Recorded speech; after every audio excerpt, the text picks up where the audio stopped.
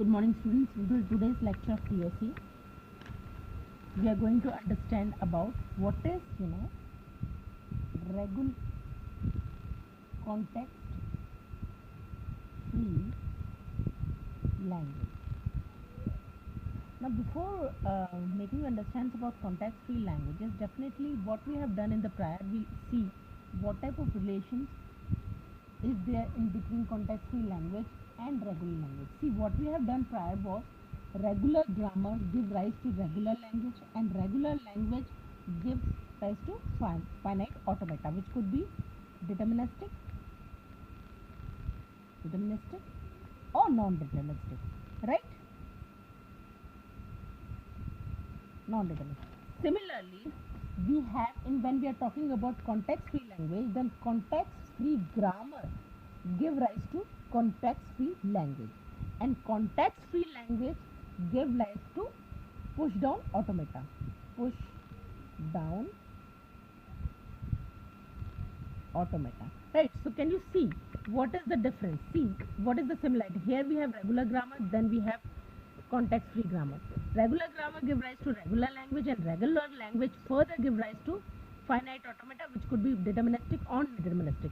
Similarly, context free grammar, from context free grammar we can get context free language, and context free language we can be taken by push down automata, which can again be non-deterministic or deterministic. Now you see the similarity. This automation is more stronger than regular grammar or regular context free grammar. So this is more powerful as compared to this one. Now if we have to describe context free grammar, context free language, so how you are going to define what is context free language? See, we can define in general. If we have to define what is context free language, then the language which is being provided by context free grammar can be termed as context free language. Any context free grammars give rise to language. The language which is being provided by context free grammar can be termed as context free language. And roughly, secondly, if you have to understand, see, we don't have any direct definition to make you understand what is context free language.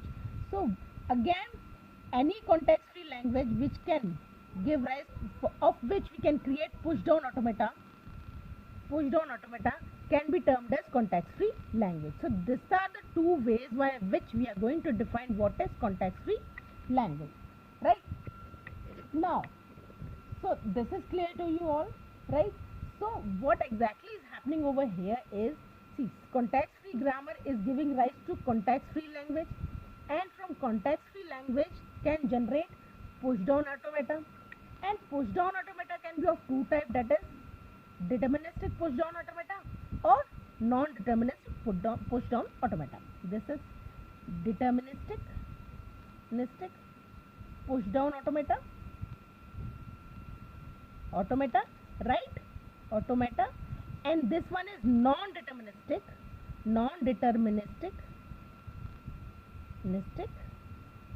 push down automata, right? This is clear. Now for all the, if you have to compare between deterministic push down automata and non-deterministic automata, how we are going to define it? See, for all the context free language we can generate non-deterministic push down automata, but for all context free language we cannot generate deterministic, not for all. We cannot, not for all. We can write it here, not for all. So what is the basic difference? We can create non-deterministic push down automata for all the context free language, whereas deterministic push down automata cannot be created for all context free language. There are few context free language for which we can generate deterministic push down automata, right? This is clear. Now we'll understand what is push down automata. See, we have push down automata, push down automata. See, push down automata is actually having 7 tuples. How many tuples we are having? 7 tuples. You can define 7 tuples. What are those 7 tuples? It can be defined as PGA has 7 tuples.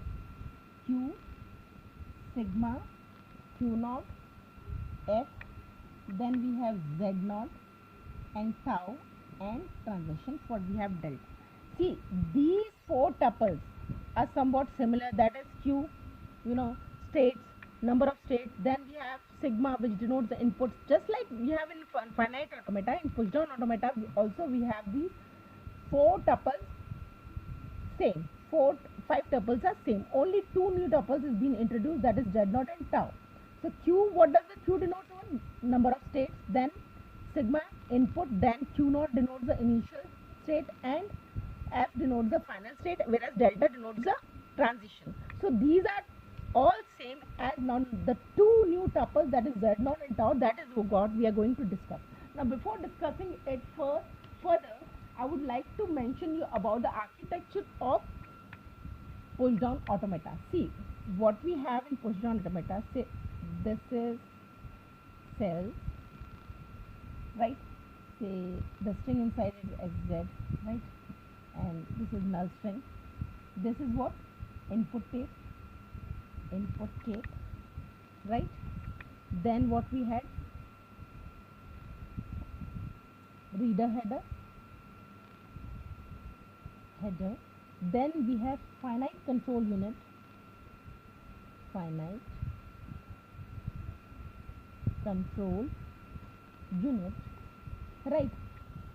And this is say Z naught. This is stack,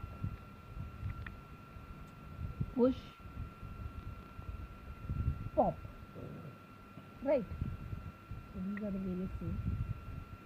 Now, as you can see in this architecture, see, input tapes contains each cell is having the independent string inside it.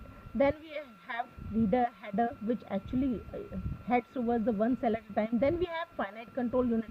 So this structure is somewhat similar to deterministic automata only. Are you getting? This is somewhat similar to automata only. The only difference that has come in the push down automata is the presence of stack. This stack is added. So we have to define what is push down automata. Then we can define it that push down automata is a combination of finite automata plus stack, right? You can see here this is the architecture of finite automata and this is the stack. So when we combine the finite automata with the stack, then it comes out to be a push down automata architecture. This is clear. This is somewhat similar as finite automata, and this is something stack. Stack is what are the 2 operations that is performed in the stack is push and pop operation, right?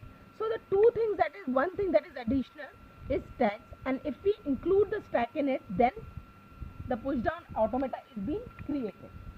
Now see, one thing that we need to understand is that we have 2 operations. See, why we need this in data structure. What is the use of data structure? See, data structure is used to manage the memory, right? In this we have push operation, in which we insert the data. When we insert the data, when we check, what we check, is there any space to put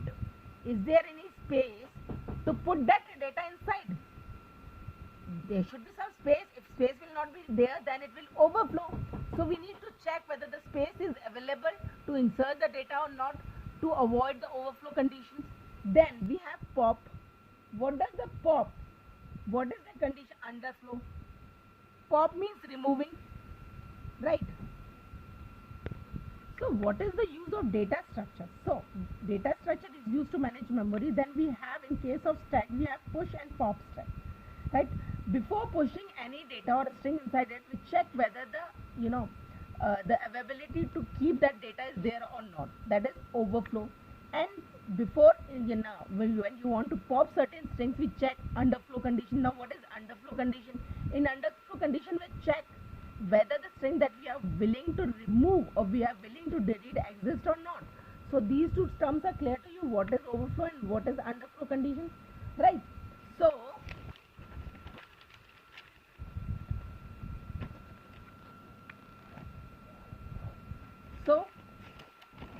This is clear what is underflow and what is overflow condition.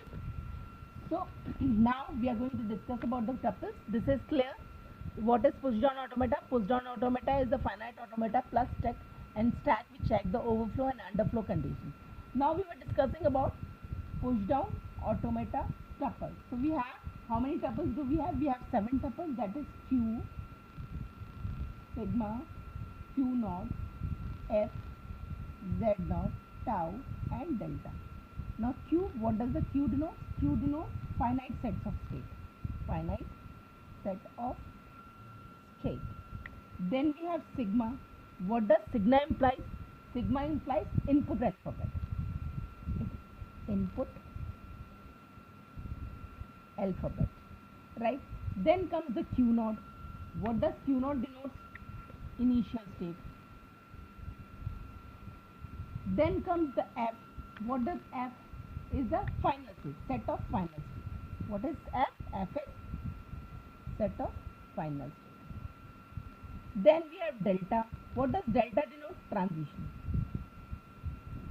So these 5 are somewhat similar to finite automata that we have discussed. Now the additional 2 tuples that are introduced is tau and Z naught. So tau is the stack alphabet, denotes stack alphabet, and Z naught bottom or initial stack symbol.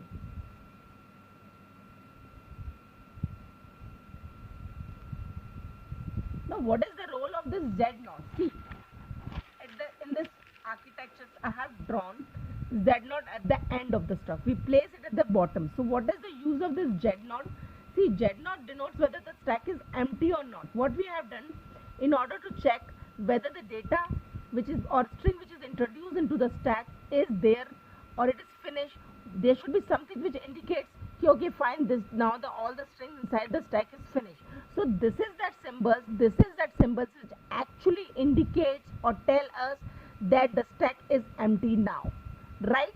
So what is the role of Z naught? Z naught is just like, for example, there is one child. We have a queue, and at the end of the queue we let a child sit, and the child mentioned when all the alphabets gets finished, and the child stand up and say, okay, fine, the stack is empty. We don't have any alphabet with us. So you can compare Z naught with that child. That what it is doing? It is mentioning us now the stack is empty. There is nothing to be pushed or pop inside it, to be taken out from it. Okay, so this is clear. Now the tuples are clear. What is push down automata is clear. The architecture of push down automata is clear, and CFL is clear. Now in the next lecture we are going to take certain numericals. Thanks for watching this video for today.